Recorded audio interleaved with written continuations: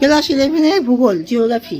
Class 11-এর geography ভূগোল দ্বিতীয় অধ্যায় প্রাকৃতিক ভূগোলের নীতিসমূহ। তোমরা সবাই মন দিয়ে শোনো, লেখো। সবাই লাইক অ্যান্ড সাবস্ক্রাইবটা অবশ্যই দিয়ে দাও।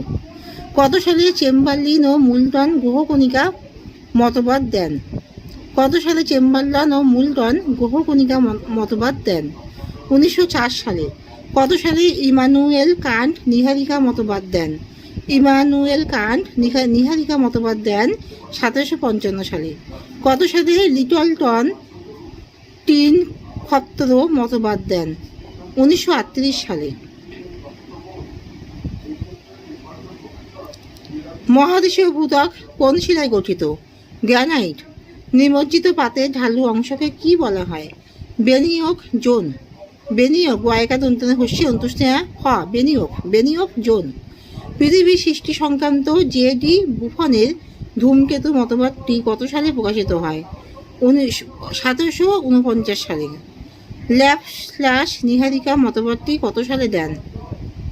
1796 সালে। জিনস ও জেফিসের জোয়ারের তত্ত্ব কত সালে প্রকাশিত হয়? 1918 থেকে 19 সালে।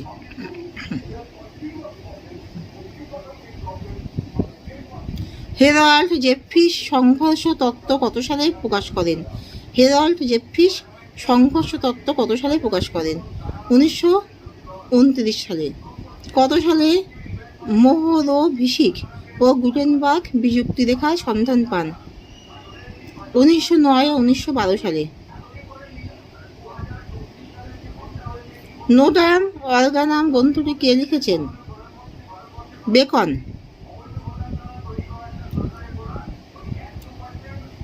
বৃত্তচাপীয় দ্বীপমালা কাকে বলা হয়? মহাদেশের প্রান্তসীমায় ধ্বংসাত্মক পাতের অধোগমনের কারণে উদ্ভূত সমুদ্রখাত এবং আগ্নেয় মেঘলার উত্তল প্রান্ত বরাবর অসংখ্য দ্বীপ ও দ্বীপপুঞ্জ একটি বা দুটি বৃত্তচাপের আকারে মহাদেশের মূল ভূখণ্ড থেকে কিছুটা দূরে সজ্জিত থাকে। এদেরকে বৃত্তচাপীয় দ্বীপমালা বলে। প্রতিবিধান তল কি? ভূত্বকের নিচের স্তরে এমন একটি তল আছে যেখানে পদার্থ সমপ্রকৃতির এবং প্রত্যেক ভূত্বকীয় স্তম্ভ সেখানে সমান চাপ প্রয়োগ করে। গ্যাট এই তলকে প্রতিবিধান তল নামে অভিহিত করেন।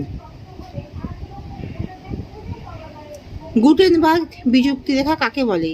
গুরুমণ্ডল ও কেন্দ্রমণ্ডলের মাঝে যে বিযুক্তি তল লক্ষ্য করা যায় তাকে উইশার্ট 1897 ও গুটেনবার্গ 1912 সালে এর নামানুসারে বলা হয় উইশার্ট গুটেনবার্গ বিযুক্তি রেখা। এখানেই শেষ করছি।